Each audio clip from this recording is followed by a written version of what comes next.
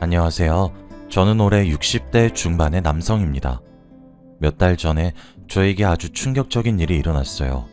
지금 생각해봐도 어떻게 이렇게 감쪽같이 속일 수 있나 싶습니다. 과거를 돌이켜보면 제가 많이 한심하고 바보 같아 보이긴 했던 것 같아요. 제 이야기를 들으시고 혹시 여러분도 저와 비슷한 일을 겪고 계신다면 진작에 정신을 바짝 차리시길 바랄게요. 저의 이야기를 하기 위해서는 저의 학창시절 때로 돌아가야 합니다. 저는 어렸을 때부터 시골에서 자라왔어요. 주위에는 논과 밭밖에 없고 마을 사람들끼리 다 알고 지내는 그런 시골 말이죠. 거기서 저는 동네 어른들한테 예쁨을 많이 받는 남자아이였습니다. 부모님과 저, 이렇게 셋이서 그곳에서 살았고 동네 사람들은 다 저를 알았죠. 다들 저를 보면 용돈을 쥐어주시기도 하고 먹을 것을 주시기도 하면서 정겨운 동네였습니다. 저는 평생 그곳에서 농사를 지으면서 살 줄 알았어요. 동네 여자와 결혼을 하고 이 동네에서 아이를 낳고 생을 마감할 줄 알았죠. 그런데 이 생각은 얼마 가지 못했습니다. 제가 꿈이 생기고 말았거든요. 원래는 평생 귀농을 하면서 살고 싶었지만 어느 순간부터 의사가 되고 싶어졌습니다.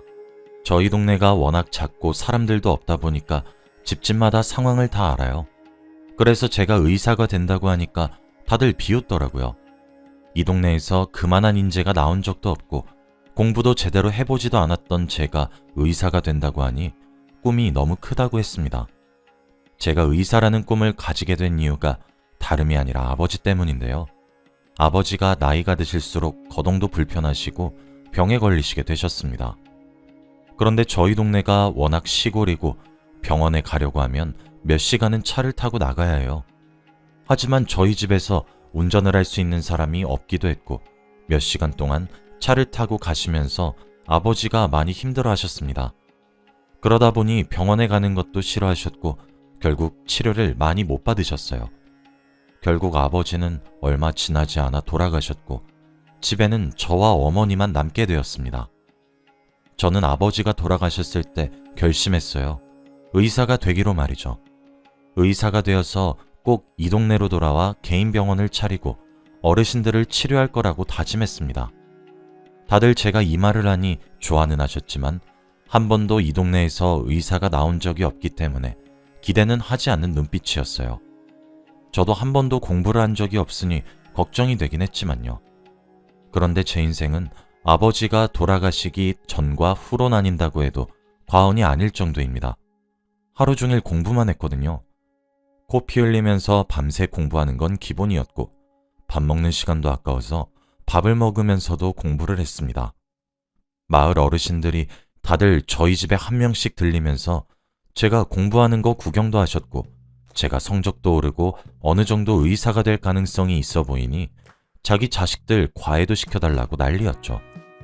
어머니는 제가 공부를 열심히 하니까 어깨가 바짝 올라가셔서는 어른들한테 자랑하고 다녔습니다. 그리고 돈 걱정 일절 하지 말라며 무조건 의대를 보내줄 테니 저는 공부만 열심히 하라고 하셨죠. 저는 정말 기적적으로 의대에 합격했고 그날 저희 동네는 잔치를 열었습니다. 이 조그마한 동네에서 인재가 나왔다고 다들 춤추고 술 먹고 난리였죠. 저는 얼마 후 의대에 입학했고 완벽한 의사가 되기 위해서 노력했습니다. 서울에 있는 의대에 갔고 저는 태어나서 처음으로 고향을 떠나 홀로 서기를 시작했어요. 굉장히 두렵고 서울에 대해 무서웠지만 저의 꿈을 이뤄내기 위해서는 해야 하는 일이라고 생각했습니다. 그런데 정말 제 예상보다 서울은 더 험난하고 위험했어요. 늘 안정적이고 평온했던 시골에서 살아왔던 저는 서울이라는 곳에 처음 갔는데 정말 울고 싶었습니다. 사람들을 쉽게 믿어서 사기도 많이 당했고 너무 삭막하고 차가운 공기에 살기 힘들었죠. 그런데 인간은 역시 적응의 동물인 건지 이것도 몇 년 고생하니 금방 적응했습니다. 가끔씩 어머니가 뵙고 싶고 고향에 내려가고 싶을 때가 몇 번 있지만 꾹 참고 이겨냈어요. 그리고 저는 의대를 졸업하고 정말 의사가 되었습니다. 한창 바쁠 때가 지나고 이제 어느 정도 제 환자도 생기게 되었어요. 그때의 제 나이가 30대 초반이었습니다. 드디어 남들이 봐도 의사 선생님 같아 보이는 사람이 되었죠. 수술도 집도 하고 밑에 후배들도 많았습니다. 가족들도 먹여 살릴 수 있게 되었고 어머니도 저를 많이 자랑스러워 하셨죠. 그런데 제가 딱 한 가지 하고 싶은 게 있었습니다. 바로 결혼이에요. 제가 30대 때까지 정말 죽기 살기로 살았어요. 그래서 주위를 둘러볼 여유조차 없었고 당연히 여자를 만날 기회 따위는 없었죠. 그런데 이제는 나름 안정적이고 주위에서 한둘씩 결혼을 하니 저도 이제는 가정을 꾸리고 싶더라고요. 어머니도 얼른 며느리와 손주를 보고 싶어 하셨고요. 그래서 저는 본격적으로 소개팅도 해보고 여자들을 만나기 시작했습니다. 처음에는 다 저와 맞지 않는 여자들이었는데 딱 한 명 첫눈에 반한 여자를 만나게 되었어요. 너무 예쁘고 참하고 아름다운 여성이었습니다. 저와 그 여자는 서로 마음에 들어 했고 연애도 하기 시작했어요. 둘 다 사귈수록 마음도 잘 맞고 성격도 똑 닮아서 결혼 생각도 금방 하게 되었습니다. 나이가 비슷했기에 결혼이 급했거든요. 그런데 여자친구네 집안에서 반대가 아주 많이 심했습니다. 여자친구네 집안은 태어날 때부터 서울에서 자란 부잣집이에요. 하지만 저는 시골에서 태어나고 자란 다음 서울로 상경한 사람이라서 안 된다고 하더라고요.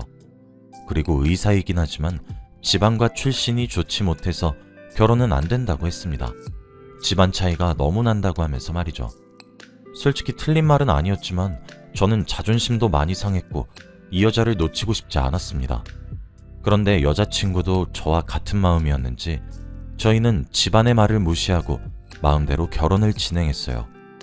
혼인신고도 했고 신혼집도 알아서 구한 뒤 결혼 생활을 시작했죠. 저희가 이렇게 막무가내로 나오니까 여자친구네 집안에서도 꼬리를 내리시더라고요. 아무튼 저희는 어찌저찌 해서 결혼 생활을 시작했고 이제 앞으로 행복만 할 줄 알았습니다. 그런데 이 행복은 얼마 가지 못하더라고요. 제가 결혼하고 고향에 자주 내려가지 못하니까 저희 어머니한테 서울에 있는 집을 하나 구해드렸어요. 어머니가 한 번도 서울에서 살고 싶다는 말을 하신 적이 없는데 이번에 처음으로 신혼집 근처에 집을 구해달라고 성화를 하셔서 제 사비로 신혼집과 가까운 곳으로 집을 구해드렸습니다. 와이프도 찬성을 했고 저도 별일이 없을 줄 알았거든요. 그런데 그건 저희 부부의 착각이었습니다. 어머니는 매일같이 저희 집에 오셔서 사사건건 다 간섭하셨거든요. 저희는 아기를 조금 천천히 가지고 싶었는데 어머니는 결혼한 지 얼마 지나지 않아 바로 임신을 강요하셨습니다. 한약을 타서 와이프한테 먹이기도 하고 점집에 가서 구슬하기도 하면서 말이죠. 저는 일을 하느라 와이프한테 관심을 많이 못 줬는데 그때 생각해보면 매일 와이프가 힘들다고 했었는데 제가 조금이라도 물어봤었다면 비극은 막을 수 있었을 것 같아요. 지금 생각해도 과거의 제가 너무 한심합니다. 아무튼 그렇게 와이프는 저희 어머니한테 임신 강요를 미친 듯이 받았어요. 막말도 하시고 와이프를 때리기도 하시면서 아이를 가지라고 하셨죠. 근데 와이프가 임신이 잘 되지 않았어요. 병원에서도 이유를 모르겠다고 했고 저도 궁금하긴 했지만 아쉬운 티를 전혀 내지 않았어요. 그런데 이렇게 임신이 안 되니까 어머니가 와이프한테 너 네 남편 몰래 피임약 먹지? 아니면 다른 놈 생겼냐? 라고 하시며 와이프를 막 때리고 막말도 하셨습니다. 제가 말리기도 하고 화도 내봤지만 다 소용이 없었어요. 와이프는 결혼하고 얼마 지나지 않아 계속 괴롭힘을 받다가 결국 터졌습니다. 퇴근하고 나서 집에 가보니 와이프가 없더라고요. 와이프 물건도 하나도 없고 편지 한 통만 있었습니다. 그리고 옆에는 이혼 서류가 있었죠. 편지 내용으로는 어머니가 이혼 강요가 너무 심하고 괴로워서 못 살겠다고 했습니다. 그리고 저도 몰랐던 내용들이 있더라고요. 와이프는 혼자서 정신과 병원도 다니고 있다고 합니다. 우울증 약도 먹고 정신과에서 상담 치료도 받으면서 살고 있었대요. 그런데 저에게 말을 해도 제가 듣는 채도 안 해서 이곳에는 자기 편이 아무도 없다는 생각에 이혼을 결심했다고 합니다. 그리고 부디 자기를 위해서 붙잡지 말아달래요. 저는 그 편지를 읽고 지금까지 제가 와이프한테 얼마나 무관심했는지 알 수 있었습니다.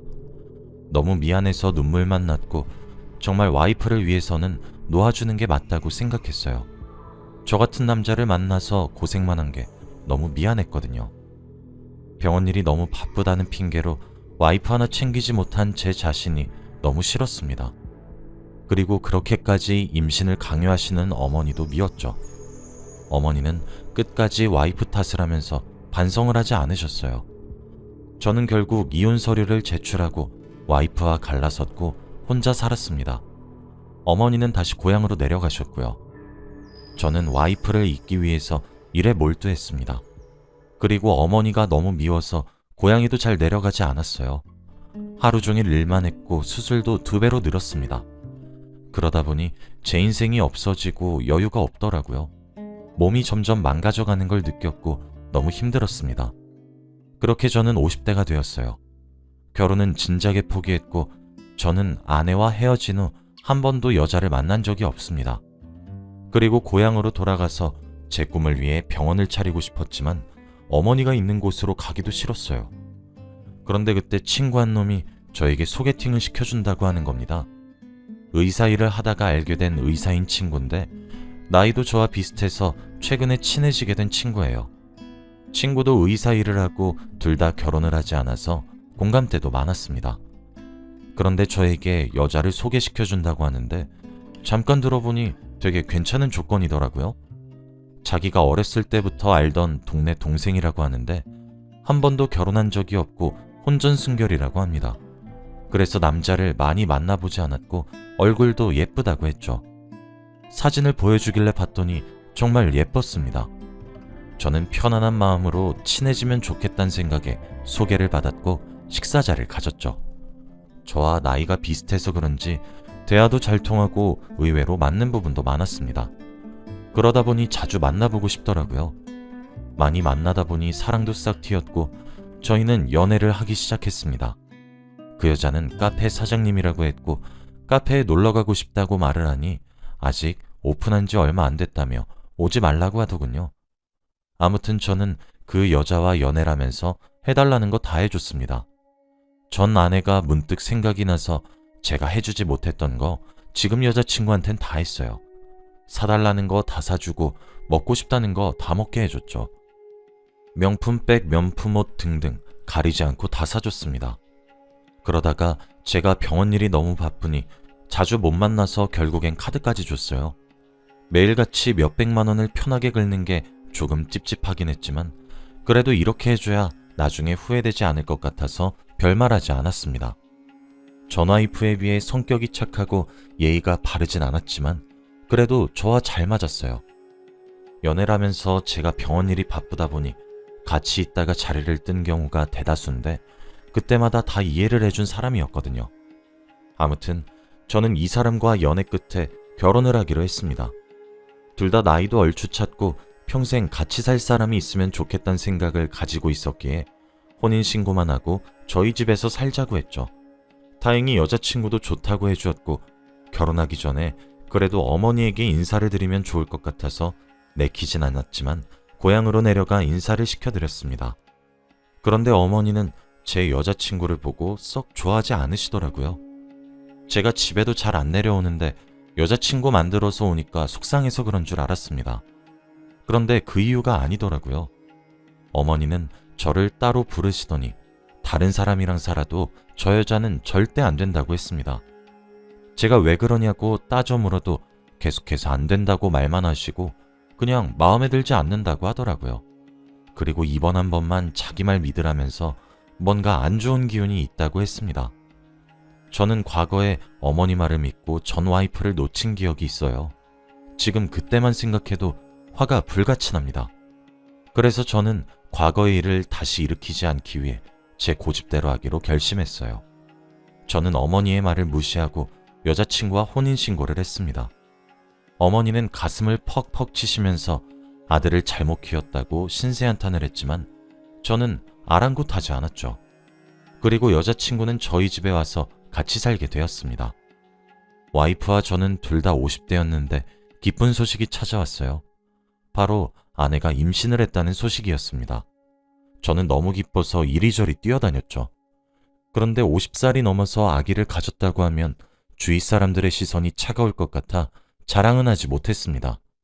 하지만 아내를 소개시켜준 친구는 어떻게 알았는지 저에게 먼저 말을 해주더라고요. 임신한 거 축하한다고 하면서 말이죠. 그때는 조금 놀랍고 당황스럽긴 했는데 그래도 아내가 따로 말해주었나 보다 하면서 넘겼습니다. 아내는 임신을 하고 집에서 휴식을 취해야 하는 사람이 계속 밖으로 나다니더라고요. 카페에 출근을 하러 가기도 하고 친구들을 만나러 다니기도 했습니다. 그래서 제가 아직 임신 초반이니까 너무 무리하지 말라고 했죠. 그리고 제가 있는 병원의 산부인과를 다니라고 했습니다. 하지만 아내 말로는 병원 사람들 다 제가 아는 사람이라 다니기 민망하다고 하더라고요. 병원에 젊은 임산부밖에 없어서 눈치가 보인다고 합니다. 그러면서 저에게 한 가지 제안을 하더라고요. 임신하는 기간 동안 친정집에 있다가 오겠다고 했습니다. 장모님의 보살핌을 받으면서 임신을 하고 싶대요. 그리고 동네에 있는 산부인과를 다닐 테니까 걱정할 필요가 없다고 했습니다. 저는 많이 당황스러웠어요. 제가 그럼 산부인과도 같이 다니겠다고 하니까 오지 말라고 하는 거 있죠? 시골에 있는 산부인과고 친정이 서울이랑 많이 멀어서 오기 번거로우니 가만히 있으라고 했습니다. 저는 솔직히 이해가 되지 않았고 다른 집들도 이렇게 하는지 궁금했어요. 그런데 어디 물어볼 사람이 없으니까 답답했습니다. 가는 병원 이름도 제대로 안 알려주고 아내는 임신한 몸을 이끌고 결국 친정으로 갔죠. 임신하는 동안 저와 얼굴을 잘 보지 못했습니다. 제가 일이 빌 때 친정으로 잠깐 내려가서 아내와 같이 시간을 보내고 다시 올라왔죠. 그런데 임신할 때 배를 절대 만지지 말라고 했습니다. 아기가 다른 아기들보다 워낙 예민해서 배를 만지면 몇 배로 더 크게 반응한다고 하면서 말이죠. 아무튼 저는 출산 당일날까지 아내가 무슨 병원을 다니는지 몰랐습니다. 그리고 저는 출산 당일날 아내의 연락을 받고 병원으로 가려고 했어요. 그런데 아내가 절대 오지 말라고 하더라고요. 너무 멀고 새벽이라 사고 난다고 하면서 말입니다. 저는 말도 안 되는 소리라고 한 뒤 아내에게 고집을 피워 병원 주소를 알아내고 병원으로 갔어요. 그런데 거기서 제 동기를 만나게 되었습니다. 산부인과에서 일을 하고 있던 제 동기였는데 정말 오랜만에 만난 사이였죠. 인사할 틈도 없이 저는 제 아내의 이름을 말하며 그 사람 혹시 어딨냐고 물었어요. 지금 출산이 긴급하다고 연락이 왔다고 하면서 말이죠. 그런데 제 동기는 아내가 있는 병실을 소개해줬고 저는 급하게 달려갔습니다. 병실 근처로 가는데 사람들이 난동을 피우고 있었고 저는 무슨 일인가 싶어서 들어가니 아내의 옆에는 저에게 아내를 소개시켜준 친구가 있었어요. 저는 그 친구가 왜 아내 옆에 있는지 그리고 왜 사람들이 그 둘한테 해코지라고 있는지 이해가 되지 않았습니다. 아내와 제 친구는 저를 보고 더 놀란 눈치였어요. 그런데 내용을 들어보니 너무 충격적이었습니다. 간호사들이 화를 불같이 내며 아내와 친구한테 해코지라고 있는 사람들을 말리고 있었는데 그 사람들이 하는 말을 들어보니 말문이 턱 막히더라고요. 지금 생각해도 어이가 없습니다. 제 친구와 아내는 부부관계래요. 아니, 이혼을 했지만 다시 사랑하는 관계라고 합니다. 그리고 아내는 카페 일을 하는 게 아니라 술집 마담 일을 하고 있대요. 술집에서 일을 하면서 돈을 훔쳐 야반 도주를 했고 그 돈으로 도박을 한다고 빚을 잔뜩 냈다고 합니다. 아내와 친구한테 해코지하는 사람은 술집 사장이라고 해요. 그리고 그 둘이서 짜고 친 다음 친구가 저에게 자신의 아내를 소개해 준 겁니다. 저의 돈을 뜯어내기 위해서 말이죠. 지금 이렇게 병실에 누워있는 이유는 폐경이 와서 검진을 받고 입원해 있던 거라고 합니다. 저는 한순간에 너무 많은 정보들을 알게 되어서 머리가 띵해질 정도였어요. 정신이 제대로 차려지지 않았고 아무 말도 할 수 없었죠. 지금까지 친정에서 지내면서 임신을 한다고 했을 때부터 알아봤어야 하는데 말입니다. 아내가 갔던 곳은 친정이 아니라 친구의 동네라고 합니다. 그리고 매일 집이 아니라 밖에서 저를 만난 거였죠. 저는 흥분을 주체할 수 없었고 친구를 마구잡이로 때렸습니다. 그런데 오히려 아내가 더 화를 내면서 때리지 말라고 했죠. 그러면서 저에게 우리가 속이려고 했을 때 의심 하나 없이 속아준 그쪽 잘못도 있어 라고 하며 적반하장이었습니다. 오히려 뻔뻔한 표정으로 나오니까 할 말이 없었죠. 저는 사리분별이 되지 않았고 제 손은 저도 모르게 그 여자의 뺨으로 갔습니다. 저는 그 여자의 뺨을 내리쳤고 다들 놀랐죠. 친구도 그 여자도 둘 다 화가 미친 듯이 나서 병실은 난장판이 되었습니다. 그리고 거기에 있던 누군가 신고를 했는지 얼마 지나지 않아 경찰이 왔고 저희는 경찰서로 가게 되었어요. 그런데 이미 그 두 사람은 수배 중인 전과자라고 하더라고요. 어차피 재판을 하더라도 저에게 유리하게 흘러갈 거라고 합니다. 정말 웃음밖에 나오지 않았어요. 저는 선처 따윈 절대 없다고 했고 무조건 형량 제일 무겁게 해서 감옥에 넣어달라고 했습니다. 그들은 그제서야 저에게 미안하다고 한 번만 용서해달라고 빌었지만 저는 눈길도 주지 않았죠. 제가 당한 것만 생각하면 정말 화가 미친 듯이 나는데 어떻게 용서를 해주나요? 결국 그들은 감옥으로 가게 되었습니다. 저는 일상으로 돌아가고 싶었지만 좀처럼 쉽지 않더라고요. 그래서 조금의 휴식기를 가지고 새 출발을 하기로 결심했습니다. 바로 저의 꿈인 동네에 개인 병원을 차리는 것으로 말이죠. 저는 고향으로 돌아가 어머니에게 사과를 구하고 개인 병원을 차렸습니다. 저를 알고 있던 동네 어르신들도 저를 기다리고 있었다며 반겨주셨고 나름 동네에서 유명한 병원이 되었어요. 서울에 있는 동안 행복한 기억이 별로 없는 것 같은데 이곳에서 있으니 매일매일이 행복합니다. 지금 그때만 생각하면 자다가도 벌떡 일어나요. 어떻게 그런 부부 사기단이 있을까요? 제가 얼마나 한심해 보였으면 그런 거짓말을 하는지 싶네요. 지금 저는 과거의 상처를 모두 치유했다고 말을 할 순 없지만 그래도 여기에 있으니 심적으로 편하네요. 아마 아직까지 서울에 혼자 있었다면 힘들었을 것 같습니다. 저의 꿈을 이제서라도 실현할 수 있어서 너무 좋네요. 앞으로는 어머니 옆에서 살려고 합니다. 못다한 효도라면서 과거에 죄송했던 일 다 갚아나가려고 해요. 여러분도 혹시 이런 일이 있으신 적이 있나요? 사람 함부로 믿지 마시고 항상 의심하시길 바랍니다. 저희 이야기는 여기까지입니다. 들어주셔서 감사합니다.